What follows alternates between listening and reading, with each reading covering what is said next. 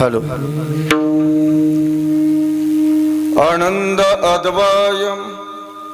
आनंद अद्वय नित्य निरामय जे का निज ध्येय योग्यांचे ते हे समचरण साजिरे विठेवरी पहा भीमा तिरी विठ्ठल रूप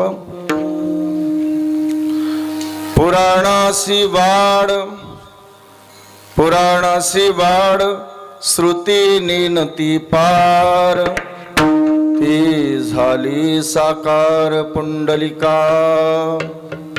ते समचरण साजिरे विठेवरी पहा भीमा तिरे विठ्ठल रूप तुका म्हणे जाते सनकादिक ध्यात तुका म्हणे जाते सनकादिक ध्यात ते अमुचे कुलदैवत पांडुरंग ते समचरण साजिरे विटेवरी पहा भीमा तिरे विठ्ठल रूप पांडुरंगा करू प्रथम पांडुरंगा करू प्रथम पांडुरंगा करू प्रथम पांडुरंगा करू प्रथम दुसरे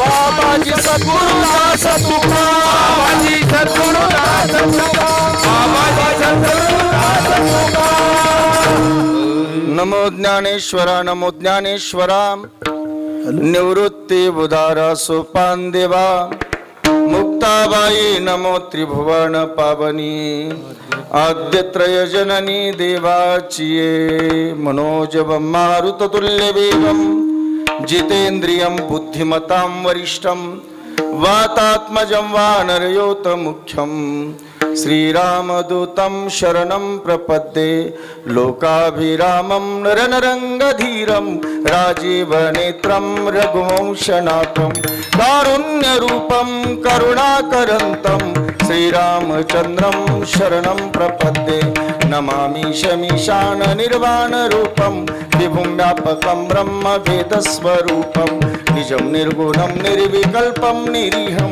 चिदाकाशमाकाशवासं भजेऽहं निराकारमङ्कारमूलं तुरीयं विराजानुभूतितमीशं गिरीशं करालं महाकालकालं कृपालं गुणागार संसारपारं नतोऽहं तुषाराद्रिसङ्काशगौरं गभीरं मनोभूतकोटिप्रभाश्री शरीरं स्फुरन्मौलिकल्लोलिनी चारुगङ्गा लसद्बालवालिन्दुकण्ठे भुजङ्गा चलत्कुण्डलं रुसुनेत्रं विशालं प्रसन्नाननं नीलकण्ठं दयालं प्रसन्नाननं नीलकण्ठं दयालं त्यांचे आचरणा माझे दंडवत ज्यांचे धनवित्त पांडुरंग तिथे माझा जीव पावला विसावा म्हणून हवा भरलो शे विठाला विठाला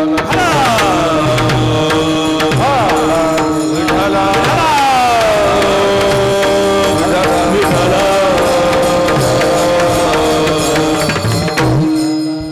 आनंद अद्वय नित्य निरामय जे का निज ध्येय योगियांचे ते समचरण साजिरे विटेवरी पहा भीमा तिरे विठ्ठल रूप. प्राप्त प्रसंगाला भगवान पंढरीनाथाच्या सेवेसाठी आणि आपणा सर्वांच्या भक्ती स्मरणासाठी थोडासा गेंद्याला प्रस्तुत या प्रसंगी गायलेला अभंग जगदवंद्य जगत मान्य देहू निवासी जगद्गुरु श्री संत श्रेष्ठ भगवान तुकोबाराय यांचा असताना हा 4 चरणाचा अभंग आहे. या अभंगाद्वारे भगवान जगद्गुरु श्री तुकोबाराय पंढरीनाथाचा असणारा स्वरूप लक्षण या अभंगाद्वारे स्पष्ट करत आहे. यावर आपण अधिकचा असणारा विस्तार करण्यापूर्वी परिहार द्यावाच लागणार आहे.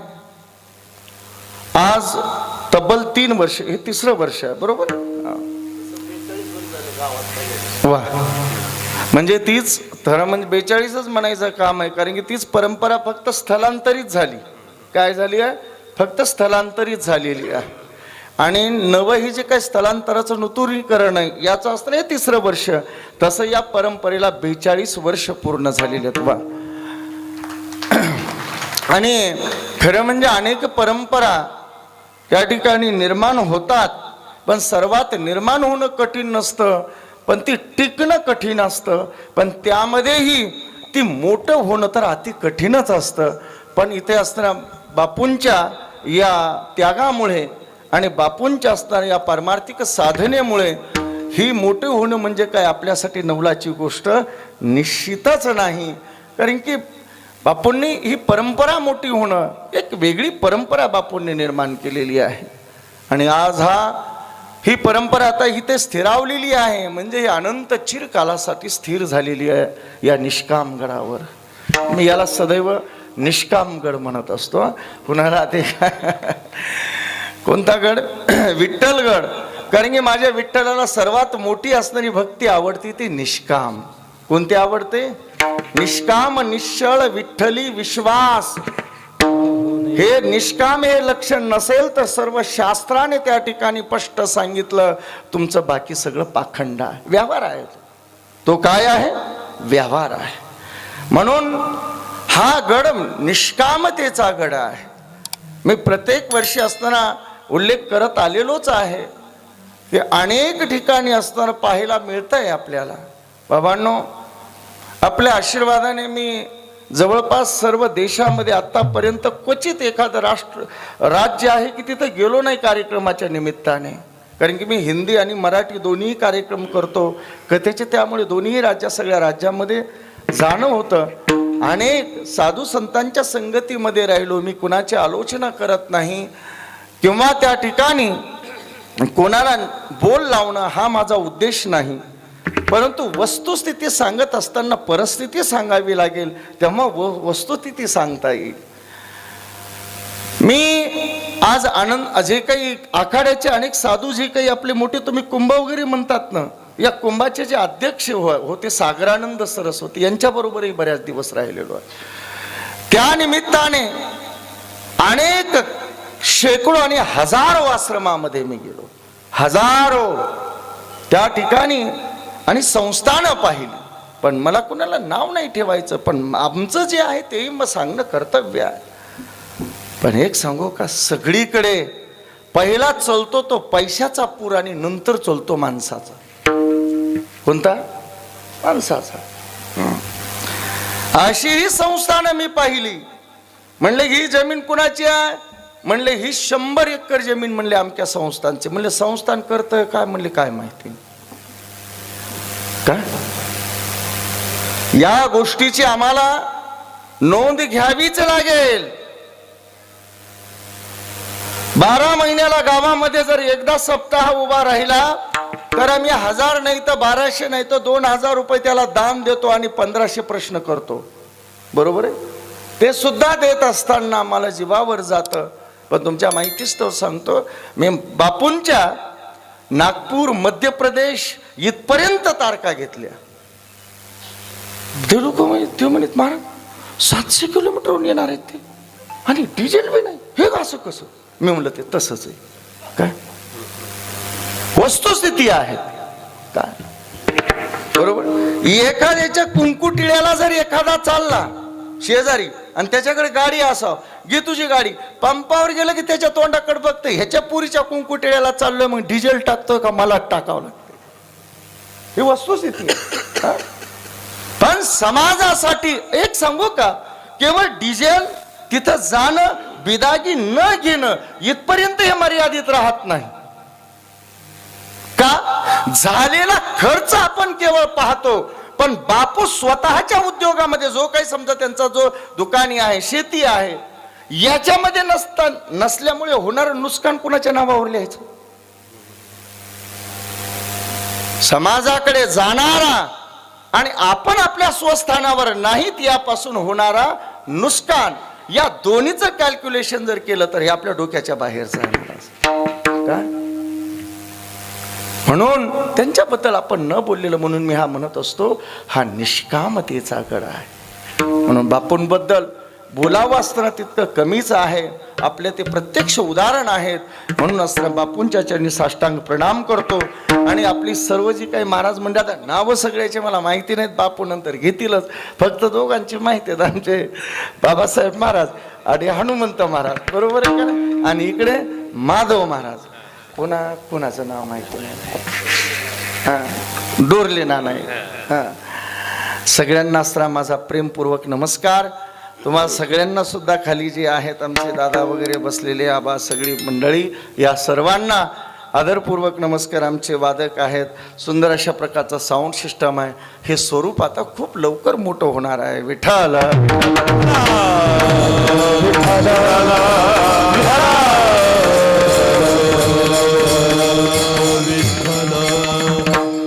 कारण की मी आत्ताच जीवनामध्ये पारमार्थिक क्षेत्रामध्ये आम्ही लक्ष नेमकं करावं कशाला हा प्रश्न पडलेला आहे. भारत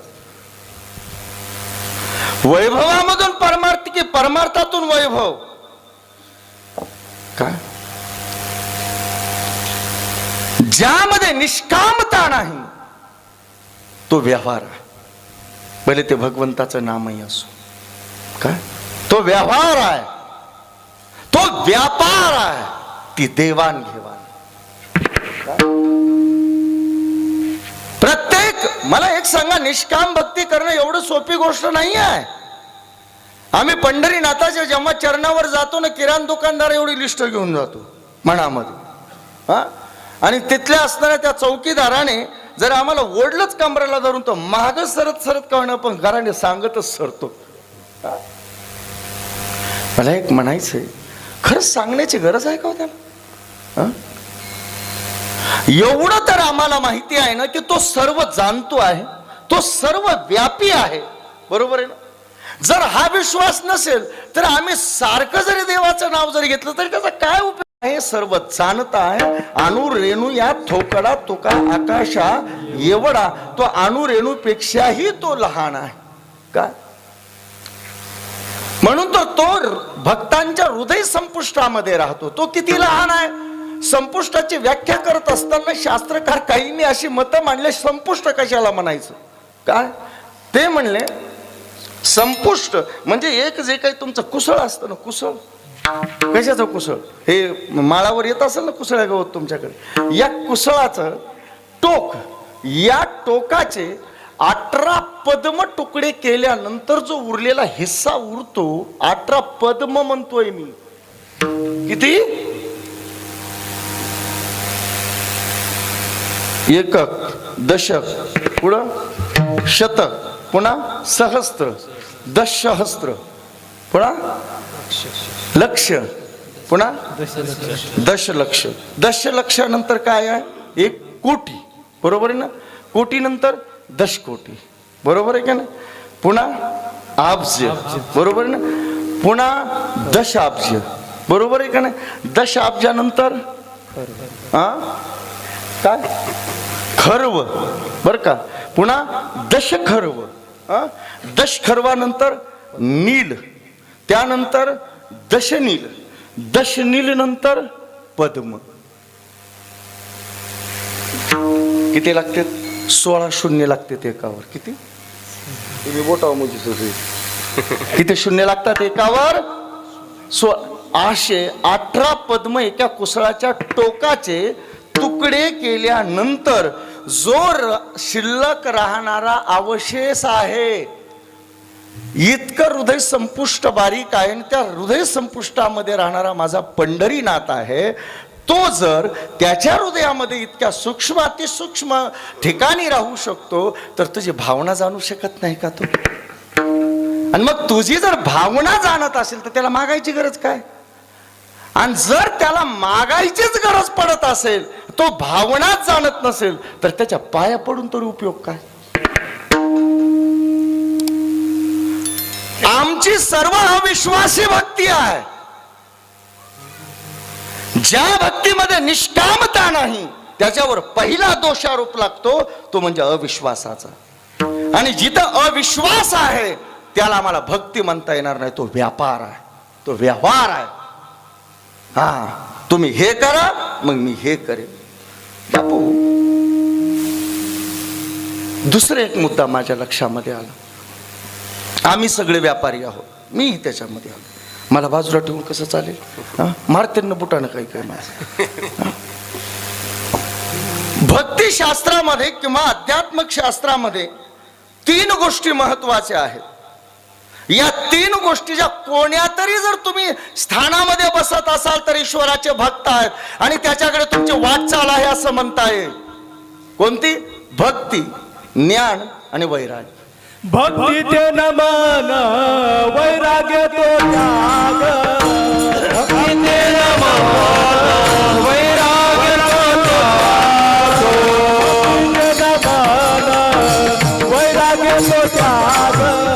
भक्ती ते नमन, वैराग्य तो त्याग. ज्ञान ब्रह्म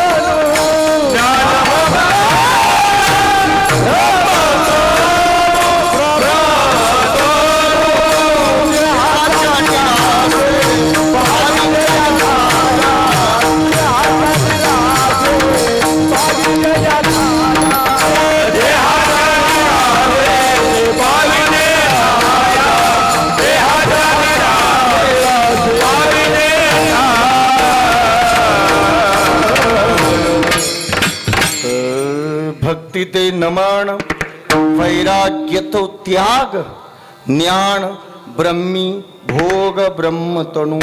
आता सर्वात शेवटचं चरण लय महत्वाचं आहे बरं. तुका म्हणे मज कळती चाचणी, बडबडीची वाणी अथवा सत्य. या 3 गोष्टी नसतील तर बाकी सगळी बडबड आहे. काय आहे? मी नाही म्हणत, जगद्गुरु तुकोबाराय म्हणतात, उदक अग्नी धान्य झाल्या घडे पाक, एका विना एक कामा. एका विना एका कामाना. एका विना एक कामाना. एका विना एक कामाना. उदक अग्नी धान्य झाल्या घडे पाक.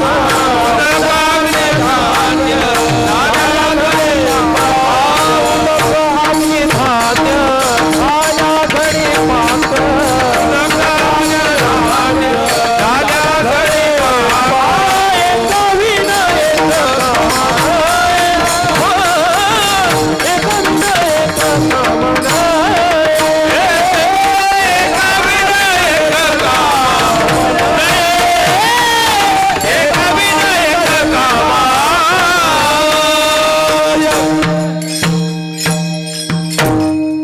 आता मला तितक्या खोलात जायचं नव्हतं पण महाराजांनी प्रमाण गायलो मला जावं लागायले तिकडं.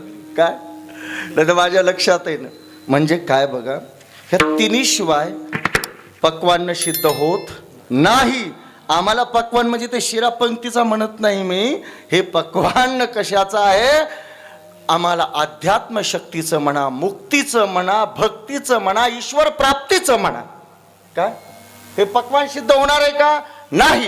हे 3 पाहिजेत. आम्ही कोण्या तत्वात बसतो?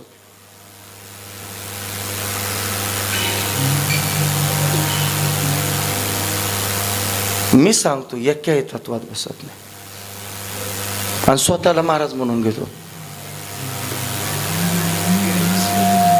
नाही कोणाचा विरोध असेल या मताशी माझ्या तर बोलू शकता तुम्ही, मी परखड वक्ता आहे बरं का, आणि स्वतःला महाराज म्हणून घेतो.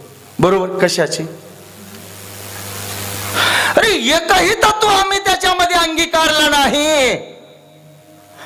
जर भक्ती अंगीकारली म्हणावी केवळ मुखाने नाव घेणे, अरे भक्ती याचं नाव अर्थ आहे ध्यास. भक्तीचा अर्थ काय आहे? ध्यास. मग आम्हाला मी प्रश्न विचारतो, ध्यास प्रपंचाचा आहे का भगवंताचा? बोलत जायची गरज नाही. जो की अखंड जसं म्हणतात ना, जाणे भक्तीचा जिव्हाळा तोची दैवाचा पुतळा. हा जिव्हाळा नाम मूर्तिमंत प्रेमाचा झरा ज्याच्या हृदयामधून अखंड ईश्वर प्रेमाचा वाहतो, तो भक्तीच्या व्याख्या. आमच्याकडे समलेख पोराच्या प्रेमाचा झरा वाहतोय का भक्तीचा? गप बसायचं नाही. मला पांचट बोला येत नाही, पण खरं सांगायचं. तुम्ही बोलल्याशिवाय माझं कीर्तन पूर्ण होत नाही. कोणाच्या? पोराच्या. बरं, आमच्या बी मनामध्ये तेच आहे. आम्ही नाही म्हणजे आम्ही भक्तीत बसत नाही, द्या सोडून. ज्ञानामध्ये जगात माझ्या ईश्वर आणि मी वेगळे नाहीतच, ही ज्ञानाची भूमिका आहे. काय? हे सर्व जग खोटं आहे, एक ईश्वर सत्य आहे. या भूमिकेवर येऊन आपलं मन सर्व जगातून काढून ब्रह्मतत्वामध्ये लीन करणं ही ज्ञानाची भूमिका. आमचं आमच्या शरीरातूनच मन निघत नाही. फेटा 17 बऱ्या बघतो आम्ही, बराबर आलाय का? धोत्राला डाग पाडलाय का? शर्ट टाईट आहे का? गाडी निघताना साप आहे का? ज्ञान भूमिकेत आम्ही बसत नाही. मला अधिक वेळ घ्यायचा नाही. हा, वैराग्य भूमिकेमध्ये बसतो का आम्ही? वैराग्य नाही. काय त्याग आहे आमचा? काय त्याग आहे? बापू यासाठी आम्हाला वंदनीय आहेत आणि यासाठी आम्हाला मार्गदर्शक आहेत. या तत्वामध्ये बापू बसतात. कोण किती प्रसिद्ध आहे, कुणाचं काय अधिष्ठान आहे, कोण आल्यानंतर किती माणसं जमतात, त्यांच्या चरणावर किती पैसे पडतात, याच्याशी आम्हाला घेणं देणं नाही. आणि जर ते असेल तर आम्ही खरे परमार्थिक, आम्ही कमीत कमी खरे परमार्थिक नाही बनलो तर कमीत कमी खऱ्या परमार्थाला मानणारे तरी बनू. हा, म्हणून मी म्हणलं ना, हा आमचा व्यापार आहे. कीर्तनकाराची अपेक्षा आमच्या संतांकडून एकंदरीत महाराज ज्यांना ज्यांना आम्हाला म्हणायचं आहे त्यांच्या अपेक्षा आमच्या अभंगाचा उलगाडा खरा ही नाही. आम्ही सांगितलंय ते जगून दाखवा आणि ते जगाला सांगा, ही अपेक्षाच तुकोबारायांकडून आमच्याकडे. नुसत्या कीर्तनकारानेच नाही, महाराजानेच नाही, तर या समाजाने तसं जगलं पाहिजे या अपेक्षेने तुकोबारायांनी अभंग लिहिलेले आहेत. काय खरे का खोटं? अरे आम्ही त्या जगण्याच्या व्याख्यामध्ये आम्ही जर बसत नाहीत, जगून सांगणं ही आमची अध्यात्माची परंपरा आहे. आम्ही काय जगलो त्यांचे वाक्य, मग आम्हाला सांगण्याचा अधिकार आहे का? म्हणून मी म्हटलं की आम्ही व्यापारी आहोत. व्यवहार चालू आहे, पुण्य होतंय फक्त एवढंच. विठ्ठल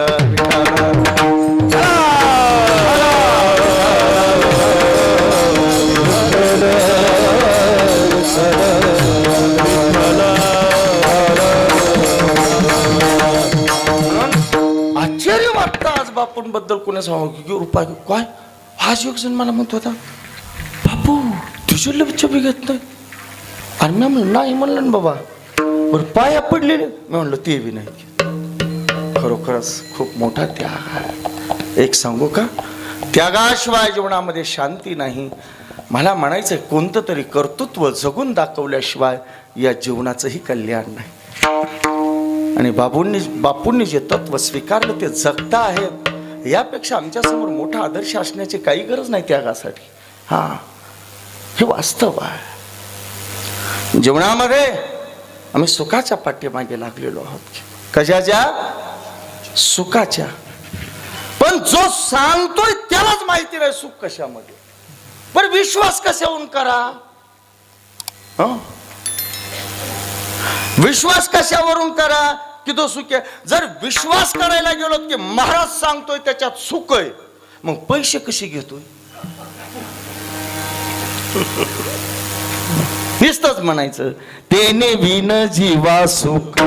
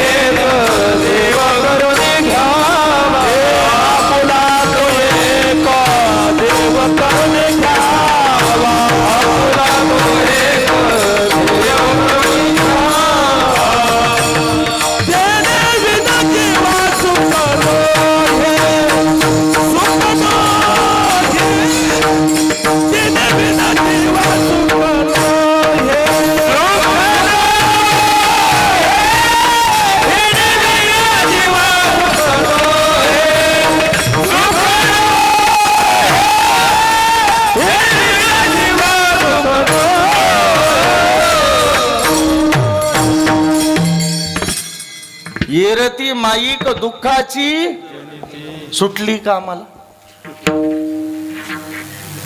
आणि मी सांगायचं देव मिळाल्याशिवाय सुख नाही. आणि आम्हाला सुख खरीनच वाटतंय का देवामध्ये? अहो, विचार करण्यासारखी गोष्ट आहे. वास्तवाचा विचार करा. एक सांगू का? परमार्थ हे अंतर्मुख होण्यासाठी आहे.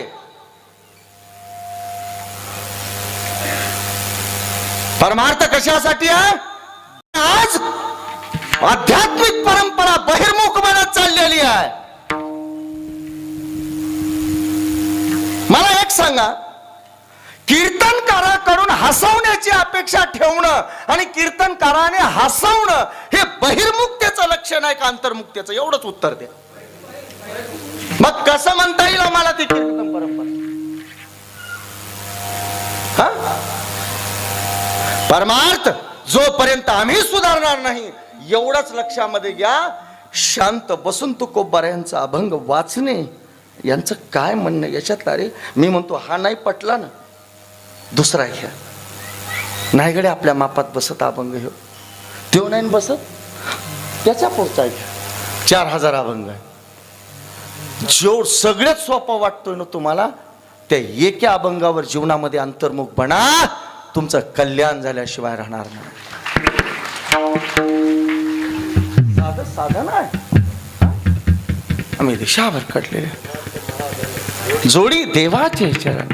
परमार्थ महाधन जोडी देवाचे चरण, हे भाव या जतन, हे उपाय लाभाचे. परमार्थ महाधन जोडी देवाचे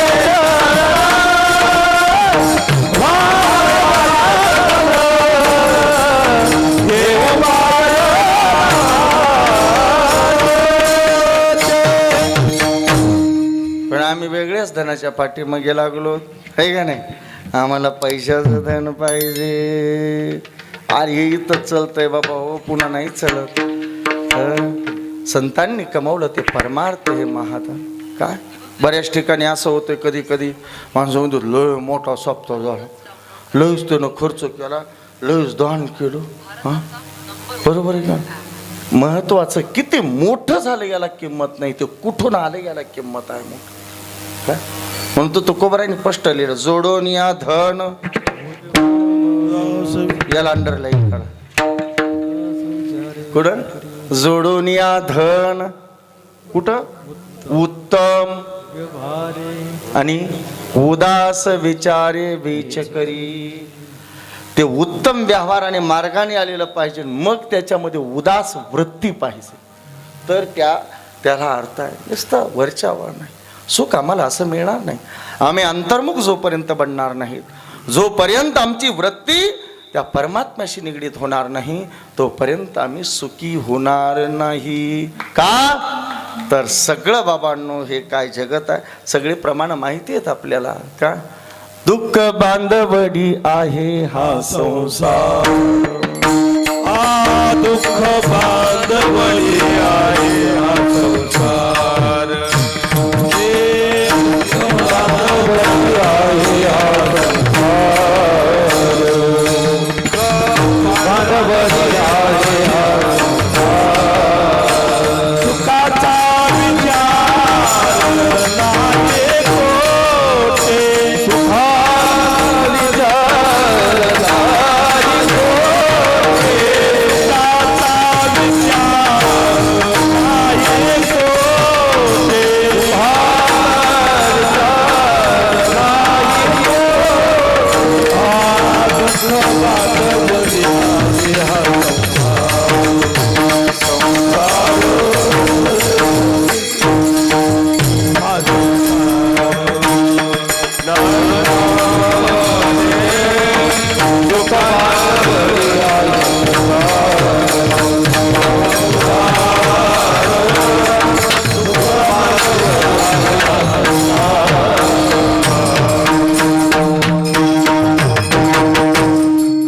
सुखाचा साधा विचार सुद्धा नाही म्हणतात. दुसरीकडे आम्ही विचार तरी करू शकतो, बरोबर आहे का नाही. आपल्याकडे पहिले एक निबंध स्पर्धा असायची, निबंध कला. आता 8वी 10वीला निबंध असायचे. मी पंतप्रधान झालो तर, मी खासदार झालो तर, आकाश फाटले तर, काही तर जात. पण संसारामध्ये हे विचार तरी करू शकत होतो आपण, पण संसारामध्ये आम्ही सुखाचा विचार सुद्धा करू शकत नाही. लटिक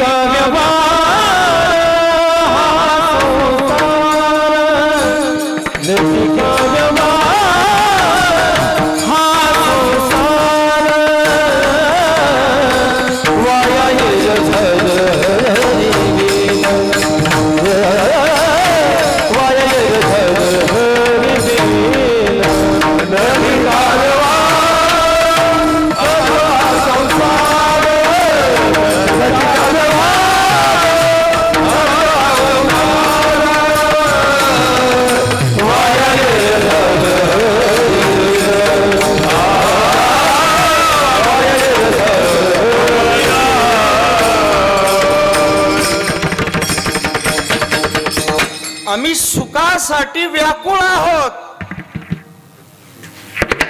पण संसार खोटा. लटका म्हणजे काय? खोटा. मग खोटी गोष्ट आम्हाला समाधानी करेल का? नाही करणार. तिथे सुख असूच शकत नाही. त्यावर मला अधिक बोलायचं नाही आहे. पण या अतृप्त जीवाला पूर्ण परमात्म्याशी एकरूप झाल्याशिवाय सुखाची प्राप्ती नाही. का? एक गोष्ट अशी आहे की जिथं सुख आहे ना तिथंच आम्हाला जावं लागेल. दुसरीकडे जाऊन जमेल का? नाही. एका असणाऱ्या उन्हाळ्याचे दिवस होते. एका छोट्या वडिलांनी पिंट्याला सांगितलं, पिंटल्या जा म्हणले दुकानात जा, बाजारावर जा, दुकानात जाऊन आंबे घेऊन ये म्हणले, फळं घेऊन ये. खावा म्हणले. आला बाबा, घेऊन आलो फळं. आला फळं घेऊन. म्हणले एक काम कर, गरम असतील जरा पाण्याच्या बाल्टीत टाक, अर्धा तास थंड होऊ दे, मग आपण खाऊ. टाकले याने. हा चला, अर्धा तास झाला, बाळू पिंट्या या. म्हणले काय करू? फळं आणा, ती पाण्याची बाल्टी आणा, आपण फळं खाऊ म्हणले. बाल्टी आणायला गेला असताना पिंट्या बघितलं आणि म्हणलं हे बाबा फळ आहे. हात काटला तर सगळा गाळच त्याच्यामध्ये, एक फळ नाही. काय? एक सुद्धा फळ त्याच्यामध्ये नाही. पिंट्या फळ कुठं म्हणलं बाबा या बाल्टीमध्ये पाण्यामध्ये. आणि फळ कुठे गेले म्हणले. सफरचंद आणले होते, आंबे आणले होते, अरे कुठे गेले म्हणले. मग म्हणले याच्यातच टाकले. कुठून आणले म्हणलं आमक्याच्या दुकानात. चल बरं म्हणले. चल ओरतच पिंटाळ नेला आणि शिव्या द्यायला लागला. लाज वाटते तुला. माझ्या मुलाला फळं कसली दिलीस. हा त्या बाल्टीमध्ये टाकली. सगळं चिखल आणि गाळ माती रुतून बसलेली आहे त्याच्यामध्ये सगळी. अरे असली फळं देताना तुला काहीतरी संकोच वाटायला पाहिजे होता. लहान मुलाला असताना तू पाहून फसवलं नाही. त्या शिवाय त्या दुकानदाराला देऊ लागला. दुकानदार त्या ठिकाणी म्हणला मामा शिव्या नंतर द्या म्हणले, आधी माझ्या दुकानाचा बोर्ड वाचा. काय वाचा. बोर्ड. त्याने वर बघितलं तर त्या दुकानावर बाबासाहेब महाराज लिहिलेलं होतं नकली फळाचे दुकान. तुमचा मुलगा आला आणि म्हटला की मला फळं द्या. मी फळं दिले. मला काय माहिती म्हणला सजवायला पाहिजेत, डेकोरेशनला पाहिजेत का खायला पाहिजेत. दिले. मला म्हणायचंय की ज्या दुकानावर नकली फळाचे दुकान हा शब्द लिहिलेला आहे तिथं चांगले फळं मिळतील का. नाही. मग ज्या संसारावर पाटी लावली दुःखालयम शाश्वतम.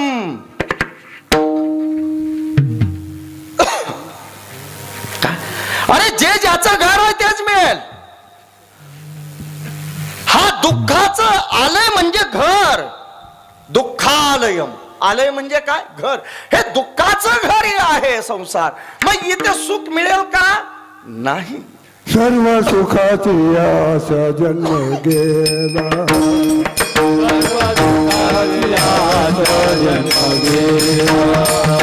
एक मोठी नाही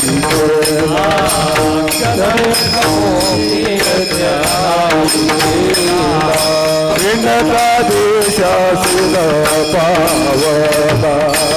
हिंडता देशासील पावला. माया वेसेला जीव माझा माझे माझे गती गोडी. माया जीव माझे स्वहित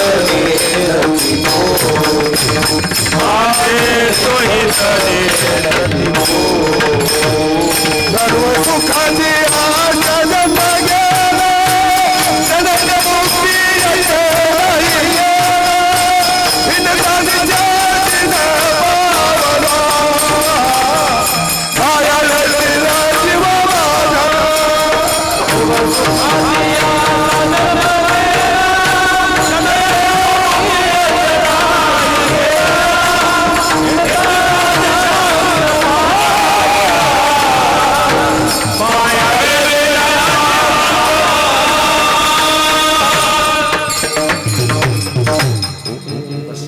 एकाबद्दल एकच प्रमाण ठीक होत. उशिरा चालू झाले म्हणून विठ्ठल विठ्ठल.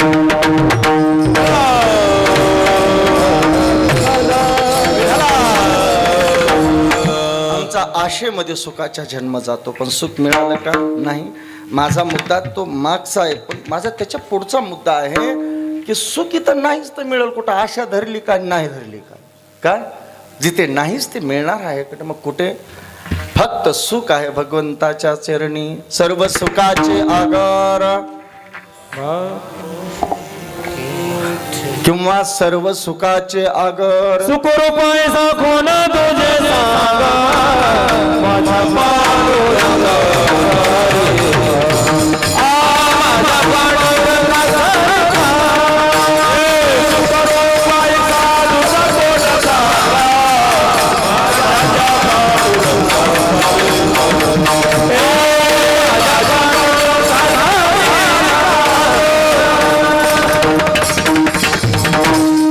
संतांनी चॅलेंज दिलं तुम्हाला.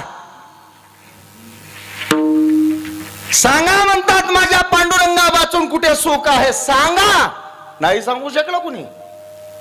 काय सुख आहेच फक्त त्याच्यापाशी आहे. महाराज कळालं आम्हाला. कळालं की फक्त सुख भगवंतापाशी आहे. मग तो कसा आहे भगवंत हे तर कळायला पाहिजे ना. आणि म्हणून तो कसा आहे तो भगवंत ज्याच्यापाशी सुख आहे या जीवाला लागणार, मग त्याचं लक्षण असणं तुकोबार आहे या ठिकाणी करतायत. बघा, दोन लक्षण असतात, एक तटस्थ लक्षण असतं आणि एक स्वरूप लक्षण असतं. काय? ज्या स्वरूपामध्ये कधीच बदल होत नाही त्याला स्वरूप लक्षण म्हणा, आणि जे काय राम कृष्ण नरहरी हे जी काय रूप आहेत ना, हे तटस्थ लक्षण आहे भगवंताचं.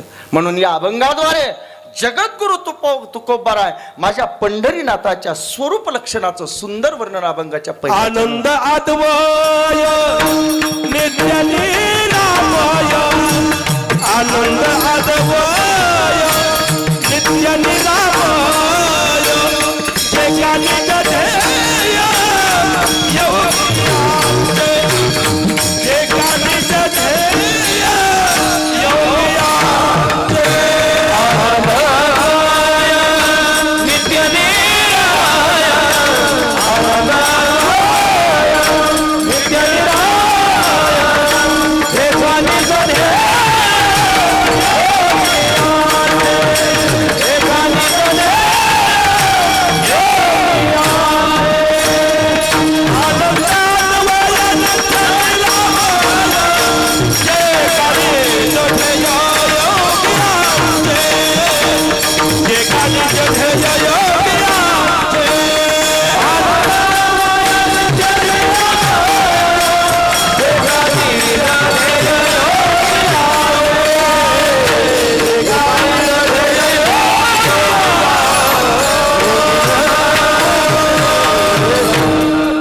अभंग जवळपास एक आठवडाभर बोलण्यासारखा आहे. किती?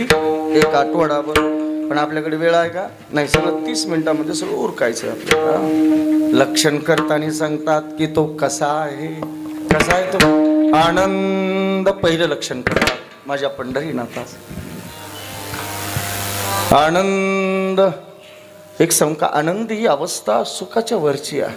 समाधान सुख दुःखाच्या वरची अवस्था म्हणजे आनंद आहे. ज्याला एक आनंद कशाची अवस्था आहे याला जर वर्णनच करायचं जर झालं ना, बघा, सुखाला आम्हाला त्या ठिकाणी विरुद्ध अपोजिट वर्ड सापडतो. सुखाला दुःख, दुःखाला सुख हा विरुद्धार्थी शब्द सापडतो. आनंदाचा विरुद्धार्थी शब्द काय आहे? कुणाला माहिती आहे? आनंदाचा अपोजिट वर्ड काय आहे? नाही सांगता येणार. आनंद एक सांगू का? आनंद ही एक अवस्था आहे बरं का. भगवंताच्या स्वरूपाने तर त्याचा वेगळा विचार करू, पण त्या स्वरूपाला भक्ताच्या दृष्टीने जर विचार करायला गेलं ना, त्या अवस्थेला भक्त कधी पोहोचला असं जर म्हणाल ना, तुम्हाला गीताकाराच्या शब्दामध्ये एका श्लोकात सांगतो. सुख दुःखे समे कृत्वा लाभालाभ जया जयो सर्वारंभी परित्यागी यो मद भक्त समे प्रिय. हा मला भक्त प्रिय आहे हे ज्या अर्थी सांगतात त्या अर्थी तो भक्त आनंद स्वरूपाला प्राप्त झालेला असतो. म्हणून आम्हाला सुख दुःखाच्या वेगळी जर व्याख्या आणि आनंदाची करायची झालं ना, तर आनंद कशाला म्हणायचं? जिथे सुखाचीही जाणीव नाही, जिथे दुःखाचीही जाणीव नाही. सुख दुःख समे कृत्वा. कारण की आनंद ही बदलणारी अवस्था नाही. कारण की स्वरूप लक्षण सांगत असताना बदलणाऱ्या गोष्टीचं लक्षण यामध्ये करता येणार ना. हा, आम्ही जर सुखी माणसाला त्या ठिकाणी म्हणू, थोडे वेळ काही सुख जरा गार लागलं की सुख वाटते, गार म्हणून असं करतो माणूस. जरा आम्हाला काही बरं वाटले एखादी गोष्ट आम्ही आनंदी होतो, आमच्या विपरीत झाली दुःखी होतो. अवस्था बदलली की नाही? पण ज्याची अवस्था कधी बदलतच नाही, म्हणजे जिथे सुख आणि दुःखाचा कसलाही संबंध उरत नाही, ती अवस्था म्हणजे आनंद अवस्था आहे. हा, माझ्या भगवंताच्या चरित्राकडे जर तुम्ही पाहायला गेलात, इथे मला चरित्र म्हणून सांगायचं नाही आहे, चरित्राकडे पहा. कोण्याही अवस्थेमध्ये मला एक सांगा, ज्यावेळेस रामाला पित्याने वनवास दिला त्यावेळेस रामाला दुःख झालं की आनंद झाला? दुःख झालं की सुख झालं असं म्हणून काय झालं? काही सांगता उलटा माता कौशल्यला जाऊन सांग, पिता दीन मे कानन राजू. मला काय दिलेला? छोट्या अयोध्येचं राज्य मला दिलेलं नाही, तर मला पित्याने कशाचं राज्य दिलेलं आहे?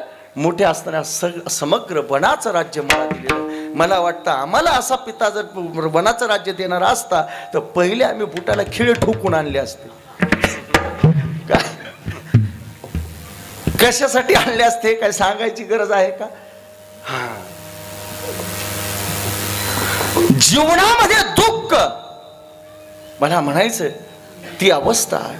बघा नारायणाकडे, शांताकारं भुजगशयनं पद्मनाभं सुरेशं विश्वाधार गगन सदृशं मेघवर्णं शुभांगम. मला एक सांगा, कशावर येतो झोपलेला? भुजंगशयनं. 1000 फणाचा नाग आहे. किती?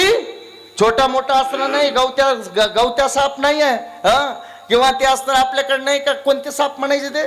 पाण्यामध्ये राहणारे इरुळे. इरुळ्या तुमच्याकडे इरुळेच म्हणतात ना. हा, हे काय असा सामान्य सर्प आहे का? तो 1000 तोंडाचा तो वासुकी आहे आणि त्याच्यावर तोही जिव्हाळ्या चाटतोय आणि तिथं झोपलेला आहे तो बी शांत. सुखी आहे का दुःखी आहे? ही अवस्था आहे ती. ज्या अवस्थेमध्ये कधी बदलच पडत नाही. एक सांगू का, फक्त तो माझ्या परमेश्वरापाशी आनंद आहे म्हणून आनंद हे लक्षण पहिलं करत असताना. आणि एक सांगू का, आनंदाची व्याप्ती इतकी नाही आहे जी ते सुखाच्या संबंधाने समजतात. आता आनंद याच्यावर बघा, तैतरणी उपनिषदामध्ये आनंदाचे 2 प्रकार मानलेले आहे. 2. एक स्वयंसिद्ध आनंद आणि दुसरा साधनजन्य आनंद. स्वयंसिद्ध आनंद हा आतून तयार होतो, तो आत्मतत्वातून उपलब्ध होतो आणि साधनजन्य आनंद साधनाच्या माध्यमातून प्राप्त होतो. कधी? जोपर्यंत साधनाचा संयोग आहे तोपर्यंत आम्ही आनंदी, साधनाचा त्याग झाला दुःखी. एअर कंडिशन जोपर्यंत घरात चालू होती तोपर्यंत बरं वाटलं, साधन आम्हाला अनुकूल होतं तोपर्यंत बरं वाटलं, निघून गेली दुःख वाटू लागलं. गुलाबजाम घशात होता तोपर्यंत गोड वाटला, उतरला की पोटामधून ढेकरे यायला लागले. साधनाची जोपर्यंत उपलब्धी आहे, साधनाच्या माध्यमातून मिळणारा हा साधनजन्य आनंद आहे. पण मला एक सांगा की आम्ही पूर्वीच्या काळामध्ये ऐकतो, आम्ही अमुक योग्याने समाधी लावली, अरे भोलेनाथाने राम नामाची समाधी लावली आणि 87,000 वर्ष कधी निघून गेले हे त्यांना कळालं सुद्धा नाही. कोणी आनंदामध्ये निमग्न होती? ते कोणता असा आनंद मिळत होता? अरे आम्ही एवढे दुःखी आहोत की आम्ही एक क्षणही एकाग्र होऊ शकत नाहीत. हे आमच्या दुःखाचं पहिलं लक्षण आहे. मला एक सांगा, 1000 वर्ष निघून गेलेल्या साधू मुनींना कळत नव्हती कोण्या आनंदामध्ये रममान होते. कोणता? याला स्वयंसिद्ध आनंद म्हणावं. आणि हे आनंद कोणाकडे आहे तर तो माझ्या पंढरीनाथाकडे आहे. म्हणून त्याच्यामध्ये रममान आहेत. याचा अर्थ त्यांना त्या दुःखाची जाणीव सुद्धा या जगाची नाही. असा स्वयं आनंद स्वरूप जर कोण असेल तर माझा पंढरीनाथ आहे. विठ्ठल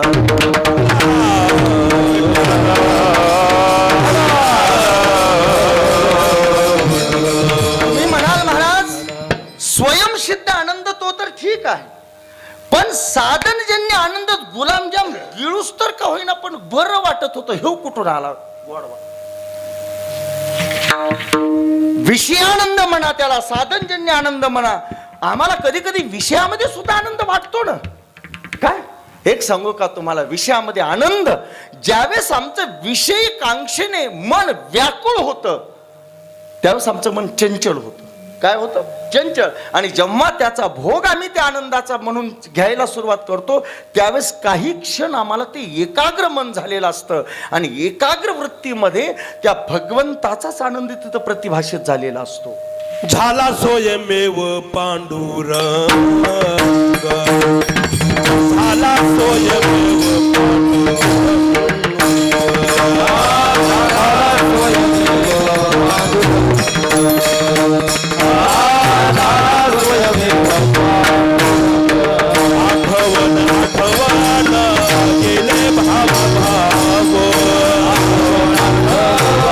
गेले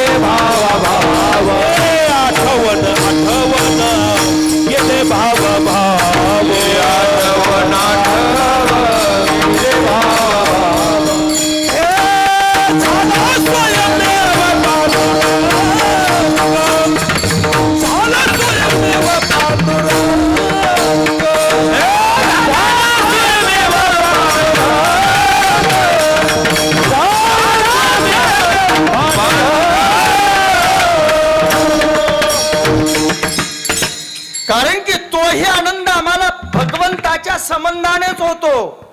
कारण की सुख दुःखाचा अनुभव करणारी ही वृत्ती असते, इंद्रिय नाही.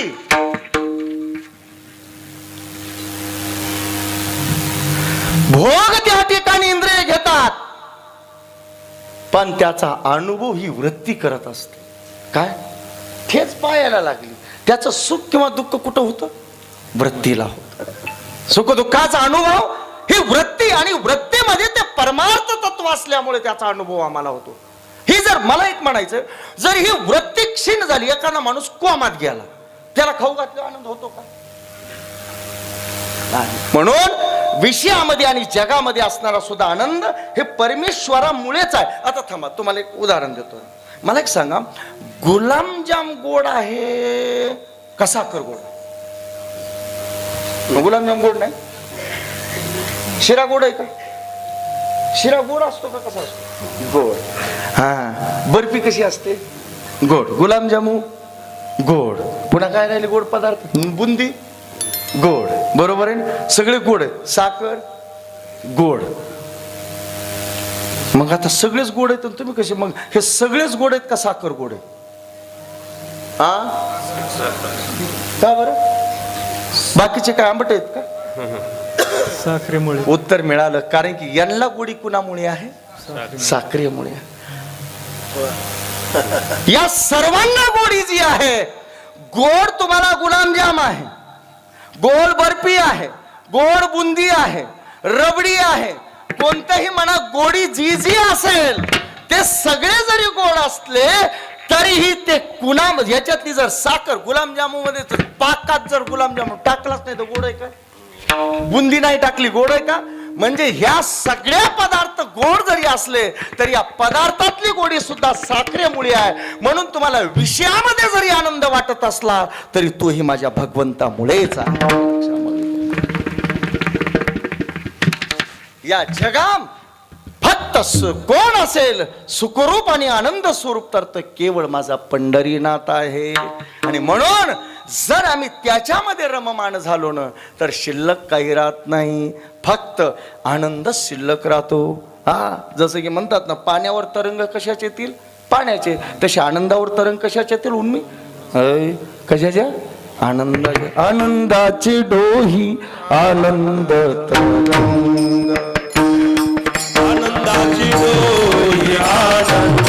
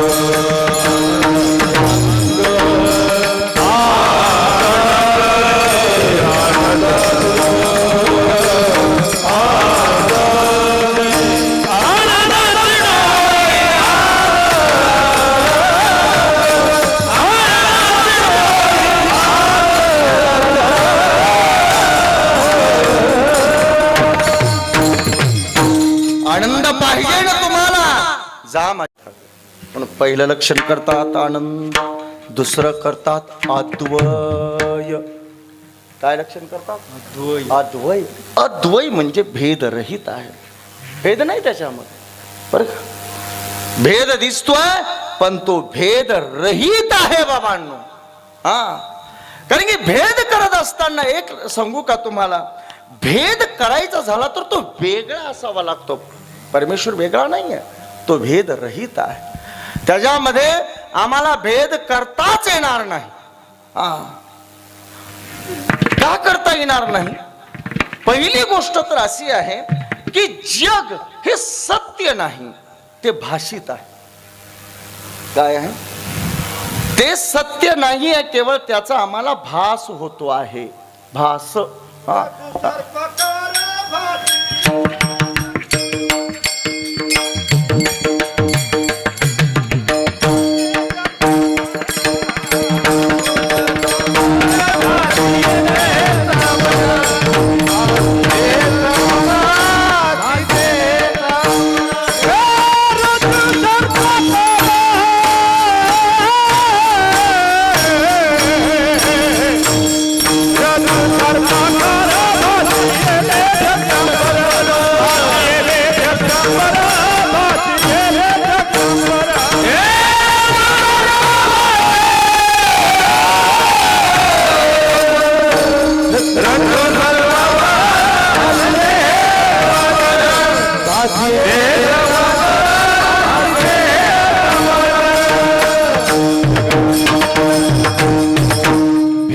शास्त्रामध्ये 3 प्रकारचे सांगितलेले आहेत.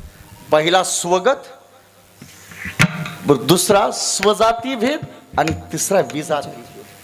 बर का? स्वगत भेद भगवंतामध्ये का नाही?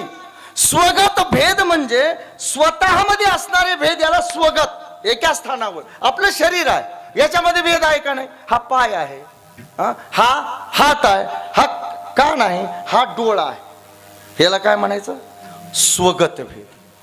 याच्यामध्ये वेगळे वेगळे याच्यात भेद होऊ शकत. बरं, याच्यामध्ये स्वगत भेदामध्ये बरं का, स्वजाती भेदामध्ये सुद्धा भेद आहे. कसा? स्वजाती म्हणजे समजा डोळे एक जात, त्याच्यामध्ये हे उजवा हे डावा, स्वजाती भेद. आता स्वजाती भेदाचं लक्षण, विगत भेदाचं लक्षण आणि स्वगत भेदाचं लक्षण सांगायला माझ्याकडे वेळ नाही म्हणून सांगत नाही. फक्त एका शब्दात समजून घ्या, विठ्ठला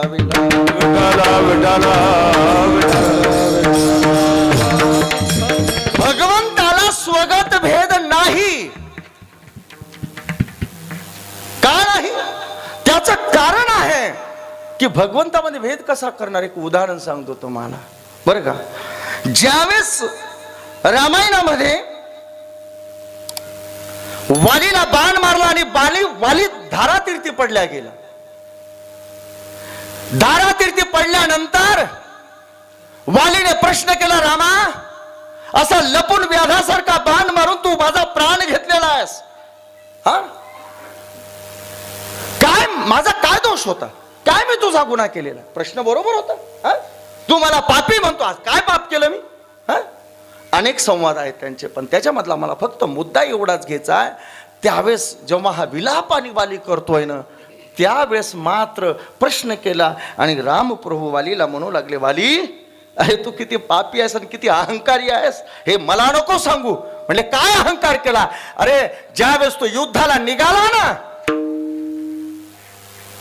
त्यावेळेला तुझी पत्नी तुला समजावत होती की राम परब्रह्म. हे स्वामी, रामाला विरोध करू नका, रामाला शरण जा. पण तू शरण गेला नाहीस, अहंकार करून माझ्यावर आणि अन्याय सुग्रीवावर करून धनुष्य घेऊन माझ्यावर युद्धाला आलास आणि मी काय केलं म्हणतो, तुझ्यासारखा अहंकारी तू आहेस. हे जेव्हा वालीने ऐकलं ना, वालीच्या कांठाळ्या उघडल्याने अंगावर रोमांच उभा राहिले. माझी बायकोनं मला जे समजावून सांगितलं, कुठं? आतल्या घरातल्या आतमध्ये समजावून सांगितलं. कुठं? अंतरंग महलामध्ये समजावून सांगितलं. आणि हा तर ऋष्यमुख पर्वतावर बसलेला आहे. माझ्या बायकोनं तिथं बोललेलं ह्याला इथं कसं कळालं? काय याला इथं कळालं?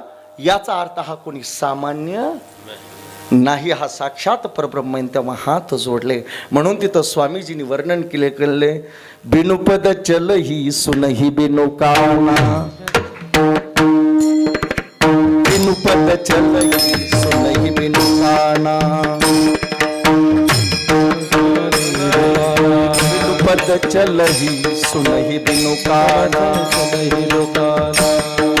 बिनुपद करमही करही विधि नाना,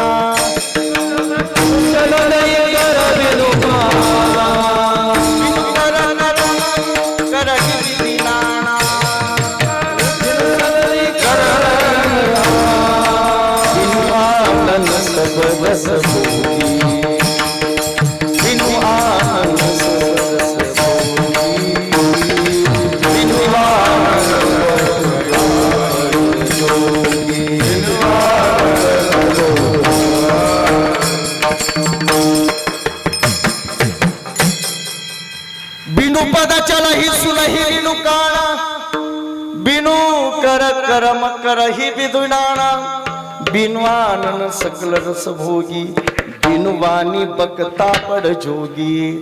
अरे तो स्वतंत्र आहे. हे केवळ तुम्हाला हा भेद ज्याने उत्पन्न केलेला तो तुम्हाला दिसण्यासाठी आहे.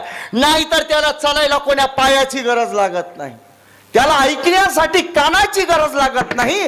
बिनवानी बकता पड जोगी, बोलण्यासाठी मुखाची गरज लागत नाही आणि पाहण्यासाठी नेत्राची गरज लागत नाही. कारण की तो इंद्रियातीत असल्यामुळे त्याच्यामध्ये स्वगत भेद शक्य नाही. आणि विगत भेद जो आहे स्वजाती भेद आहे. स्वजाती भेद का नाही? स्वजाती भेद होण्यासाठी देवासारखा कोण आहे? देवच आहे. दुसरं कोणी देता येईल का उदाहरण?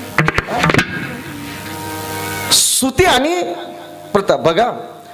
पूर्व काळामध्ये मनुष्य रूपांनी त्या ठिकाणी असताना काय केलं? सुतपा आणि प्रश्नी या अवताराने मनुष्य रूप आले आणि त्या अवतारामध्ये त्यांनी तपश्चर्या केली. काय केली?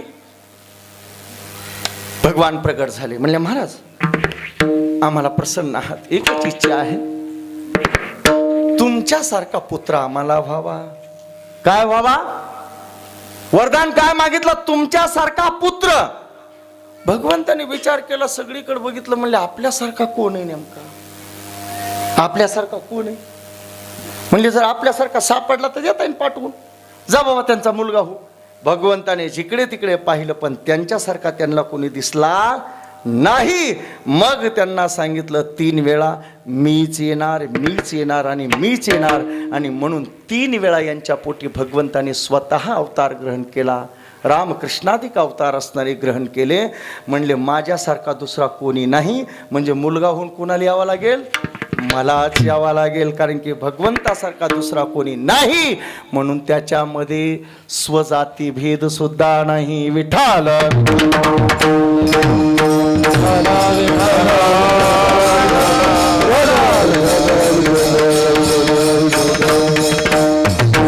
आणि विजाती भेद होण्यासाठी प्रतिसत्ता लागते.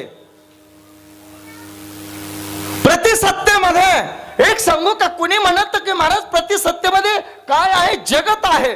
पण जगत नाही, भगवंताची ही पारमार्थिक सत्ता आहे आणि जगताची व्यावहारिक सत्ता आहे. सत्तेमध्ये जर व्यवहार व्हायचा असेल, साधक बाधक व्यवहार व्हायचा असेल तर सत्ता एक लागते. सत्ता जर विरुद्ध असेल तर व्यवहार होणं शक्य नाही. तुम्ही म्हणाल नाही कळालं. बरं मला एक सांगा,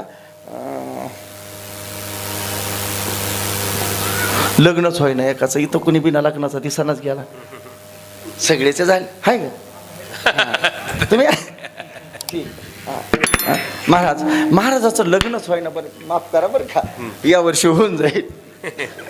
नाही लग्न संपत आली पण आपण धरू होय ना असं समजून चालेल, काय हरकत आहे? होय ना. मग आता चिंतन असल्यामुळे रात्रीच्याला मोठं स्वप्न पडलं त्यांना. काय महाराज, स्वप्नामध्ये काय नवरी, काय दाखवायला आणलेली, काय जेवणाची मेजवानी, पाहुणे रावळे, आणि मुलगी बी पसंत पडली. कुठं? स्वप्नात पडली. आणि सगळे तुम्ही पण होतात तिथं मुलगीचा पाहायच्या कार्यक्रमाला. बरं का दादा? आणि सकाळी तुटलं स्वप्न, उठलं झोपेतून. कुठे गेली म्हणली नवरी? आणि आले तुमच्या दारामध्ये. म्हणले का रे बाबा महाराज काय इकडं काम? म्हणले काय नाही, ते रात्रीचं आपण होतोच सगळे तिथलं. म्हणले ते लग्न लावून द्या ना तेवढं. लय नवरी खास होती. म्हणली कसंही करा, हुंडा देतो मी, म्हणतान ते करतो, पण माझं लग्न लावून द्या. शक्य आहे ते लग्न लावणं? कारण की जगता आहेत व्यावहारिक सत्तेमध्ये आणि स्वप्न ही प्रातिभासिक सत्ता आहे. प्रातिभासिक सत्तेमध्ये व्यावहारिक सत्तेचा संबंध जोडला जात नाही. तसा माझा भगवंत ही पारमार्थिक सत्ता आहे आणि ही जगत ही व्यावहारिक सत्ता आहे. म्हणून तिथेही भेद संभवत नाही. म्हणून म्हणतात आनंद आद्वय नित्य. कसं आहे? 3रं लक्षण करतात नित्य. एका शब्दात सांगतो एकच लक्षण. आता नित्याच्या बाबतीत सांगायचं गेलं तर बरंच बोलता येईल, पण एकच सांगतो सूत्र.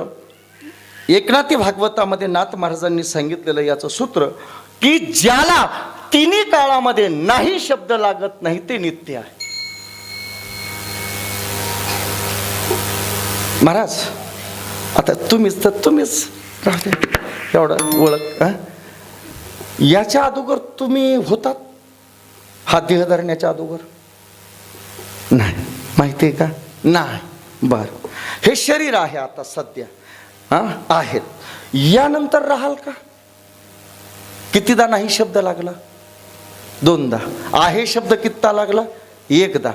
बरं मला एक सांगा, अगोदर आम्ही नव्हतो, नाही, आता आहोत, पुढे असू की नाही, नाही शब्द लागतो, भ्रमित अवस्था म्हणजे नाही शब्द लागला.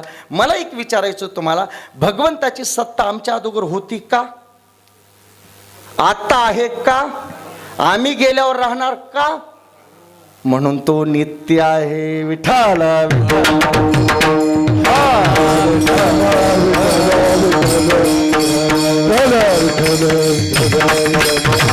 आनंदाद्वय नित्य निरामय. आमय, आमय म्हणजे रोग, ज्याचं जीवन रोग रहित आहे, ज्याला बाधाच नाही. कोणी कोणी माणसं म्हणतात लय ठणठणीत तो, त्याला काय रोग आला नाही म्हणतात का नाही? कोण म्हणलं रोग आला नाही त्याला? त्याला तहान लागत नाही का? त्याला झोप लागत नाही का? त्याला पाण्याची आवश्यकता नाही का? अरे तहान भूक हे सुद्धा आमच्या पाठीमागे लागलेले काय आहेत? रोग आहेत. पण माझ्या भगवंताला ते लागत नाही. म्हणून तो कसा आहे? आनंद अद्वय नित्य निरामय. अरे तो सतत योग्यांच्या ध्यानामध्ये. का? योगी त्याला आपल्यापासून कसे वेगळं समजतच नाहीत. पण कोणीतरी म्हणलं तुकोबारायांना, महाराज एवढा अवघड देव काय आम्हाला समजावं, जरा सोपं करून सांगा. अरे कवा समजायचा? म्हणले नाही ना समजणार तुम्हाला, आणखी सोपं करतो, सहज तुम्हाला तो ओळखता येईल. म्हणले ते त्याच लक्षण. आणि कसा आहे तो? अभंगाच्या दुसऱ्या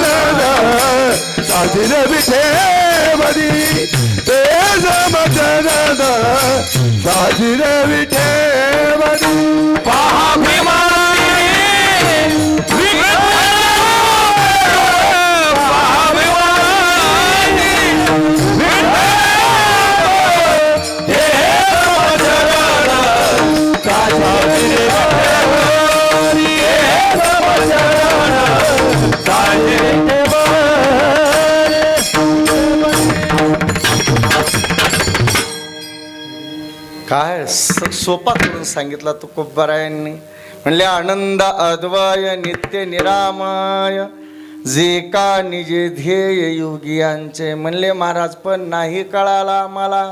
म्हणले सोपा सांगतो. ते कोणते? आनंद अद्वय, ते नित्य, ते निरामय, ते योगियांचे निजधीय, ते हे आहेत. म्हटले कोण? समचरण साजिरे विठेवरी. तुम्हाला पाहिजंय ना मूर्तिमंत त्याचं स्वरूप. जा म्हणले कुठे? भीमेच्या तीरी. तिथे तो प्रत्यक्ष उभा आहे. तो तुम्हाला नाही करणार. आणि म्हणून धन्यवाद आहेत बापूंच्या या पाटुदा करांना आणि सर्व तुम्हा भक्त मंडळाला. ते हे चरण साजिरे इथं तुमच्या विठ्ठलगडावर आणून ठेवलेले आहेत. बरोबर आहे का?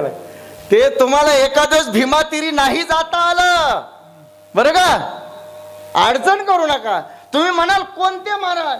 तुकोबारायांनी सांगितलं आतापर्यंत जो आनंद आहे, जो अद्वय आहे, जो नित्य आहे, जो निरामय आहे, जे योगी यांचं ध्यान स्वरूप आहे, म्हणले ते हे कुठे आहेत? उभे आहेत विटेवर. आणि तुम्हाला किती सोपं केलं. ते हे विठ्ठलगडी कुठं उभे आहे? ते हे समचरण. कशी साजिरी? साजिरी आता बोलत नाही. साजिरी म्हणजे परिपूर्ण. आता याची उदाहरणं दिली असते, पण ज्या ज्या त्या चरणावर गेला ना तो साजरा झाला. बाबा झाला की नाही? हा, एकदा चरण पाहायला गेली त्या स्वरूपाला. ती कानोपात्रा वेश्या होती, ती गणिका होती, पण साजरी झाली की नाही? हा, ते चरण सोडले नाहीत. एवढे साजरी आहेत ते चरण. एकदा त्या चरणावर गेली, एवढी साजरी झाली महाराज पहिलं दर्शन तिचं घ्यावं लागतं आणि मग पांडुरंगाचं दर्शन होतं.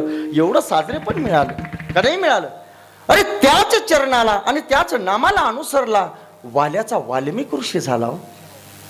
किती साजरी, किती प्रसिद्धी. अरे रामाच्या अगोदर रामायण केलं त्याने. केले रामायण राम आले केले रामायण राम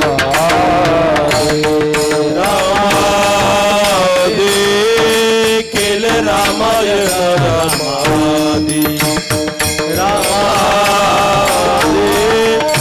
केले रामायण कोळ्याची कीर्ती वाढली गहना कोळ्याची कीर्ती वाढली कोळ्याची कीर्ती वाढली कोळ्याची कीर्ती वाढली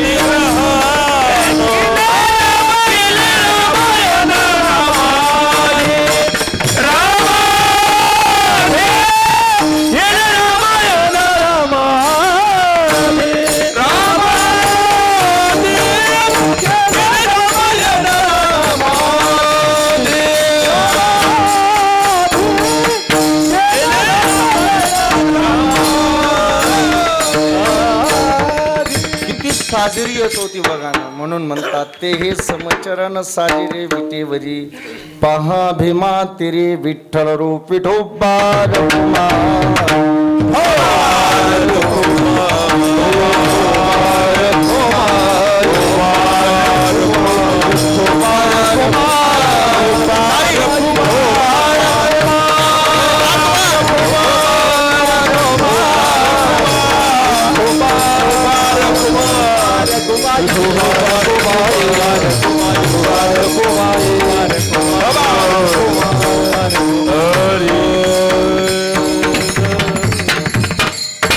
पुराणासी वाड श्रुती पार ते झाले साकार पुंडलिका. माझा वेळ संपलेला आहे पण 5 मिनिटात परिहार देतो याचा.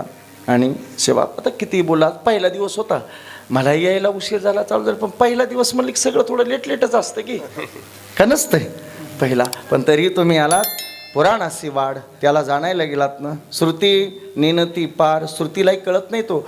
श्रुतीला मी सांगू का, श्रुतीचा जो नेता निर्माता ब्रह्मदेव आहे त्यालाही कळत नाही तर त्याचं काय श्रुतीचं घेऊन बसला कशामुळे माहिती आहे ना. म्हणून तर भागवतामध्ये दशम स्कंदामध्ये ब्रह्मदेव स्तुती करताना म्हणतात, नैमिड्य ते वप्रकुशे तडिदंबराय गुंजा वसंत परिपिच्चल सन्मुखाय वन्यस्रजे कवल वेत्र विशाल वेणू लक्ष्मस पशुपदे पशुपते पशुपांगजाय पशुनः पातिः तस्य अंगात जातः पशुपांगजाय पशुनः पातिः रक्षतिः नंदस्य तस्य हृदयं जातः पशुपांगजाय. पशूंचं पालन करणाऱ्या नंदाच्या असणाऱ्या घरी नंदाचं हृदय असणाऱ्या हे भगवंता तुला मी जाणू शकलो नाही. कोण म्हणतात? ब्रह्मदेव. मी नाही जाणू शकलो तुला. का? कारण की तो पुराणाची वाड श्रुती नेनती पार पण ते झाले साकार पुंडलिका. कुणी आणलं तिथे? द्वारकेहून कुठं आला तो? इथं आला पंढरपूरला. कशासाठी? आता ती कथा नाही सांगत, तुम्हाला माहिती आहे. राधा असणाऱ्या कृष्णाच्या मांडीवर बसली होती, ते रुक्मिणीनं बघितलं, रुसून फुगून इथं आली. माग भगवान त्या ठिकाणी आले. मग तिला त्या दिंडरी वनामध्ये घेतलं. जाता जाता पुंडलिकाला भेट देता तिथंच उभे राहील. ही कथा मोठी आहे, फार मोठी, आपल्याला माहिती आहे. पण एक इथं शंका आहे तेवढी तुम्हाला, ती तुमच्या मनात आहे की नाही मी सांगतो. पण आता मला कथा, बापू नायगावला कथा चालू असताना एकाने मला एक अचूक शंका विचारली होती. ती शंका तुमच्यासमोर प्रस्तुत करतो आणि जातो. भागवत तुम्ही सर्वांनी ऐकलं असेल. प्रत्येक बऱ्याच शास्त्रामध्ये वर्णन केलेलं आहे की भगवान प्रभास तीर्थक्षेत्रावर अंतर्धान झाले. बरोबर ऐकलंय ना तुम्ही? अरे बरोबर बोलतोय का नाही? ठीक. कुठे?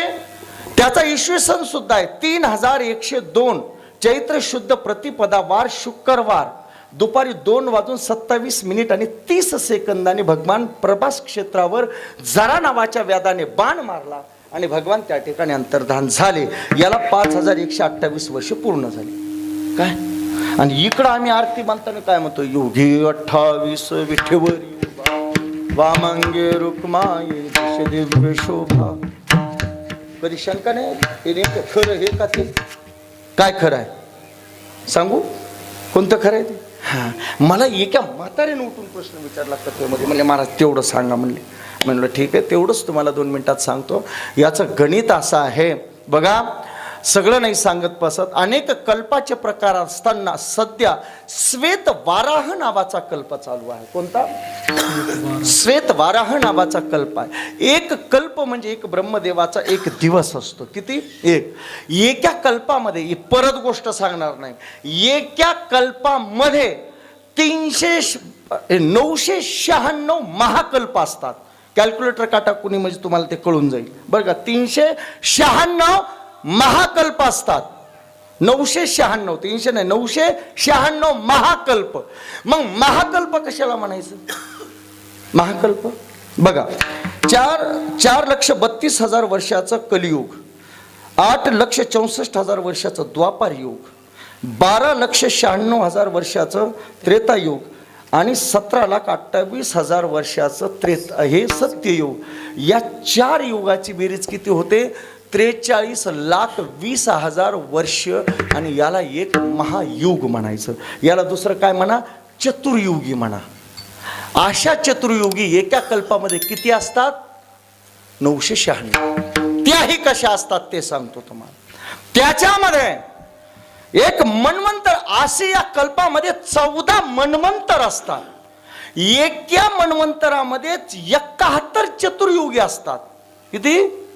71. म्हणून बघा 71 गुणिले 14 याची बेरीज किती येते? 996. मग एका मन्वंतरामध्ये, एका कल्पामध्ये किती मन्वंतर असतात?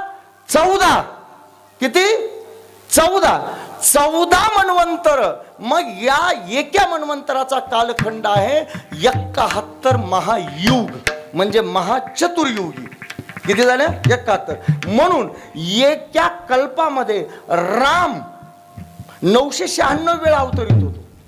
एका कल्पामध्ये कृष्ण 996 वेळा अवतरित होतात. हे अवतार आहेत. पांडुरंग परमात्मा हा परब्रह्म, हे अवतार आहेत. अवताराचे वेगळा आहे कृष्ण. कसा ते सांगतो.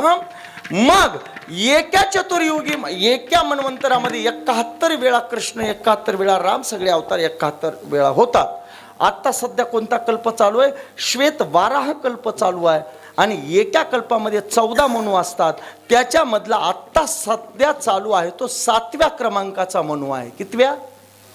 7व्या क्रमांकाचा मनू आहे. आणि त्या 7व्या क्रमांकाच्या मनूचं नाव आहे वैवस्वतवान. वैवस्वान सूर्य हा याचा मनू आहे. कोण? या सध्या चालू आहे. आणि त्याच्यामधली, या मनूच्या कालखंडामधली सध्या 7व्या क्रमांकाची चतुर्युगी चालू आहे. कितवी? चतुर्युगी. कितव्या क्रमांकाची? 7व्या. मग एका चतुर्युगीमध्ये युग किती येतं? 4. म्हणजे किती वेळा या मन्वंतरात कृष्ण अवतरित झालेला आहे? 7 वेळा. राम किती वेळा अवतरित झालेला आहे? 7 वेळा. म्हणून या मन्वंतरामधली जी पहिली चतुर्युगी आहे तो झालेला भगवान गोपाल कृष्णाचा अवतार पंढरपूर या ठिकाणी येऊन उभा राहिला. बाकी सगळे अवतार अंतर्धान झालेले आहेत. म्हणून एका चतुर्युगीमध्ये 4 युग असतात. सध्या 7व्या क्रमांकाची चतुर्युगी आहे. म्हणून 7 चोक 28. म्हणून योगे 28 विठेवर उभा. याला करणं एवढं सोपं नाही. तुकोबराय म्हणतात बाबा याचं ध्यान साक्षात सनकादिक करतात. आणि ते तर आमचं कुलदैवत आहे ज्ञानेश्वर महाबोधी.